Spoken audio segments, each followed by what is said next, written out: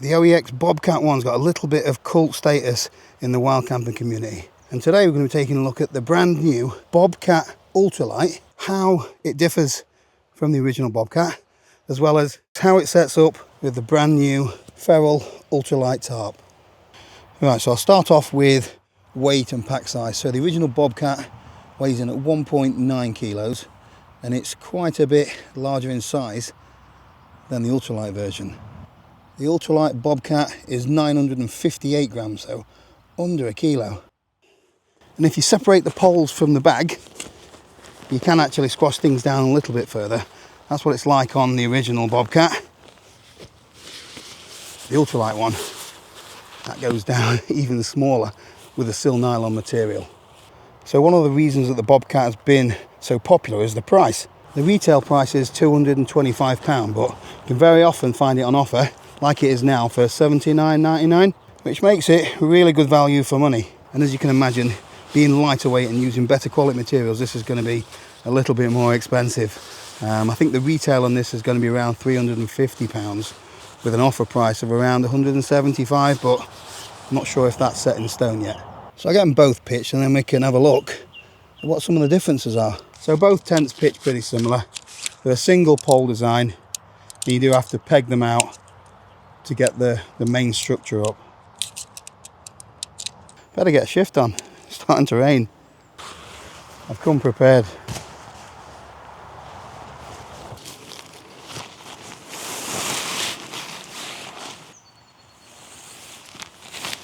Quite easy to pitch this. One pole, metal eyelet, and just pop it up. These can be a little bit tight though. There we go. The pegs on the standard Bobcat, nothing special, just the standard shepherd hooks. Let's get it pegged out.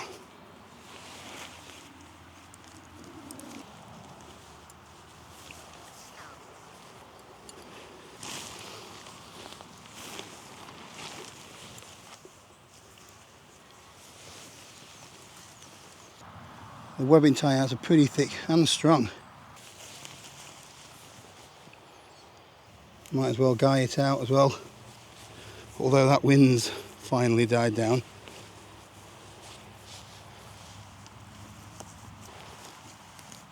So in the original Bobcat, the inner clips in with these little hooks into the corner of the tent.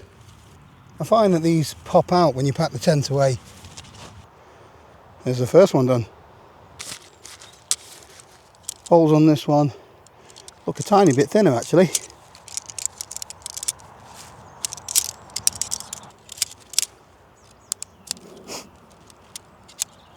Actually I can't see out in it.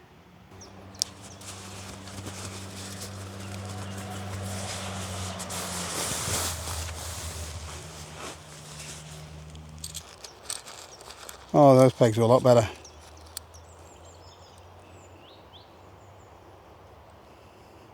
So instead of those little hooks to clip the inner in, the Ultralight's got proper clips on it. Different type of pole sleeve though.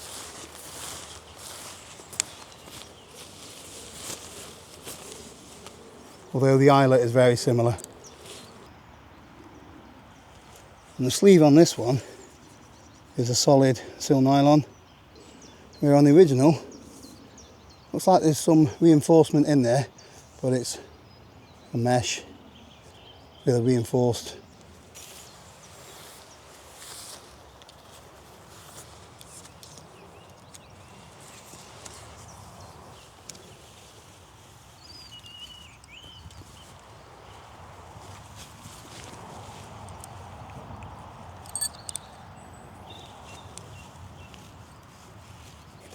Get the guy lines out as well.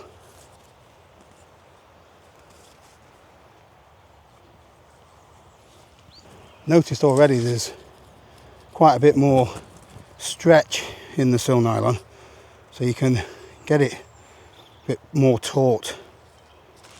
The clip system, so much better on the Ultralight. They should implement this on the regular Bobcat as well. Right, so that is both tents up. What do you think of the colours? Do you prefer the green to blend in more with the environment. I do like the blue, but yeah, if you want to be stealthy, the green is better. I'm not sure if they're going to be making these in different colours. I doubt it. I've seen some of the others in the ultralight range and they're all that nice blue. Right, just from the outside, noticed a few things that are different straight away. So the shelf or little porch area is larger on the original Bobcat. Quite a bit more material, which will give you a little more shelter, I would have thought, from the elements. On the new Ultralight, quite a bit smaller actually. I will open the door in a second to see if it does actually cover the inner. I've already mentioned the pole sleeves are different, but there is 2 guy out points here, and that is quite high up on the tent. One from either side, so that gives the tent a lot of extra rigidity when it comes to the wind. So it stops the tent from flapping side to side. So that's going to make the original Bobcat probably more suitable if you're the sort of person that wants to go camping in really exposed windy areas. So the Ultralight has just got 1 tie out point on the side. So although it's still pretty sturdy, there is more flex. However, I'm assuming you could, if you wanted, double up on the guy lines and add 1 out either side. I think OEX have done everything that they can to give you a really ultralight tent under a kilo. It looks like it is the same internal size. However, the Ultralight seems to be a little bit further out here. The original Bobcat, it did suffer a little bit from the inner touching the outer fly. There's definitely a lot more clearance here on the Ultralight version.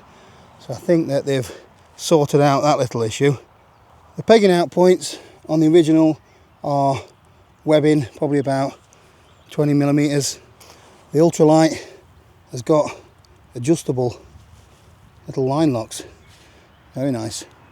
So the guy lines themselves are a lighter material, so I don't know if this is Dyneema. They've also got line locks on them.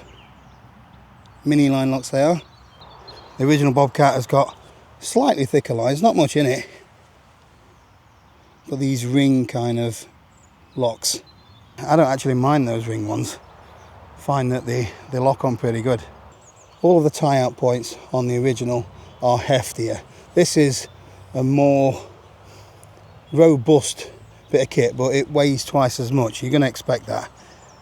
On the Ultralight, they are thinner. So it's not made for extreme conditions or anything like that. This is, if you want to go fast and light, maybe you're doing a long distance trail and you're going to be camping in less exposed areas. So it doesn't say on the Go Outdoors website, but this is some kind of, it is polyurethane, and it's probably around 30-40 denier, which makes it quite a bulky tent. But it has got a hydrostatic head of 5,000 millimeters. And the Ultralight is a very thin, lightweight 10 denier. They call it an Enlighten Sil nylon. It's just silicone coated both sides, so it will require seam sealing. Before you start panicking, let me explain a little bit. So when this tent is manufactured, they use an air-cooled needle, which means that the stitching holes don't get extra large, and they use an expandable thread. So when the thread gets wet, it expands and it fills the hole. So it's pretty similar to the way that some of the high-end tents like Hillebergs are actually manufactured. However, on the Hillebergs, they sort of double overlap the seams, so it gives it that little bit of extra protection.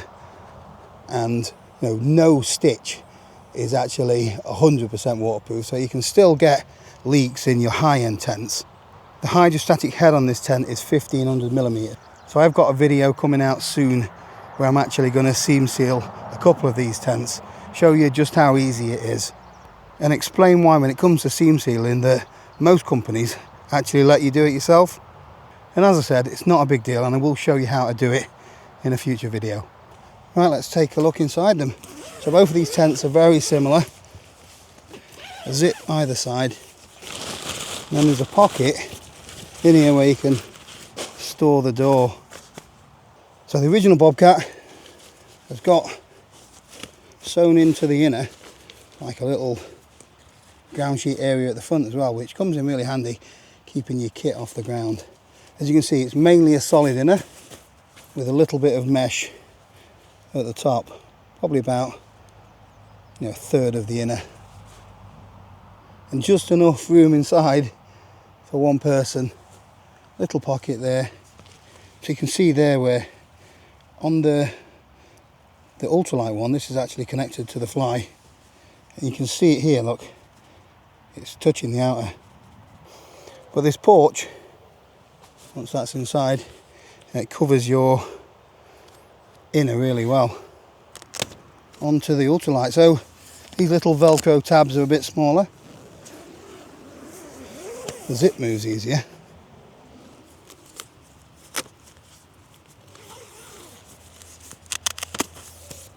There's no pocket on here. There must be something up there to tie it off, I'm hoping. Spot the deliberate mistake. There's little loops here. So you open the door from one side.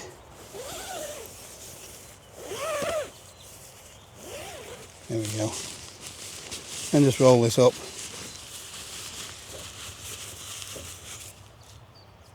Yeah, there's a little toggle on there. But it is adjustable, which is good. So you can actually tighten it up.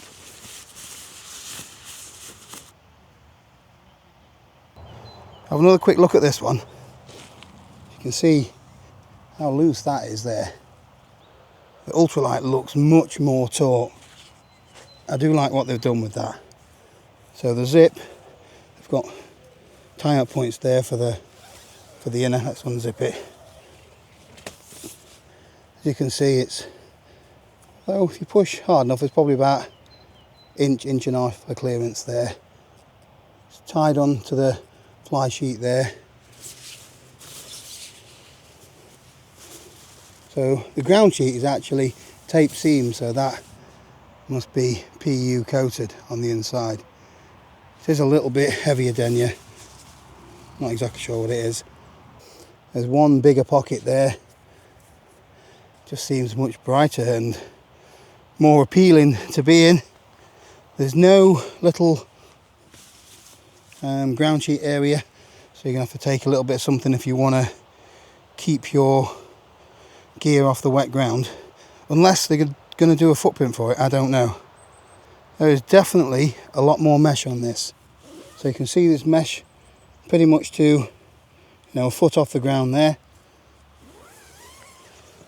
Same all the way around.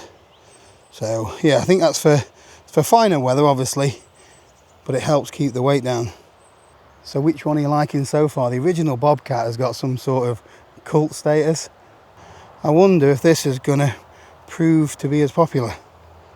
Right, another cool bit of gear. This is the brand new Feral Ultralite Tarp. So this has been made to fit pretty much all of the OEX tents that's coming out. So it will fit the Ultralight, it will fit the original Bobcat. It'll also fit other tents such as the Bandicoot and the Fox Ranger tents. I do like these dry bag style stuff sacks that they use. So the Feral Tarp is 420 grams, which sounds quite heavy for a tarp, but it comes with a pole. So if you're using trekking poles, you can save weight on the poles and pegs as well. Right, let's take a look at the pole. So yeah, it's like a little tiny basher pole. That's cool. So it's got this little rubber bit on the end, stop it sinking into the ground, and then you've got a decent size some sort of ring on there to fit on the end of the tarp, stop it pushing through the grommet. So all of the ultralight range also come with a repair kit, which has got pole sleeve, seam sealer, a brush, and some patches and things like that as well. So because it's an ultralight tarp, I'm going to set it up on the ultralight tent, but you can use it on all the standard tents as well. So I haven't used this tarp before, so it might take a little bit of adjustment. Fortunately, it's not really windy. It's quite a big tarp actually, so you could probably just use this on its own. I'm going to get the back guide out first. Again, this has got those Ultralight Dyneema guy lines. Don't know how much overhang I want, not a lot.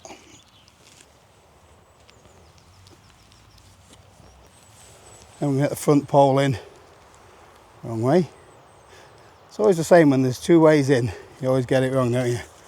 USB things, USB original, I always get it wrong. Plenty of tie-up points anyway.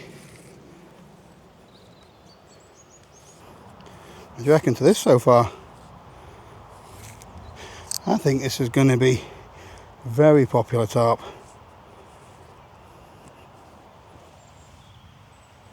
It's all the rage now, tent and tarp, isn't it? Let's go belts and braces, shall we? Get them all out. Obviously this will be much more difficult to get up if it was really windy. Might not even bother, but you never know. Few adjustments. That's first time that as well. That's actually, it's not going anywhere. You could use your trekking pole like I said. Move that one out to the side a bit. There we go. That's really good, that. Let me straighten that pole up. Look at the amount of room you've got.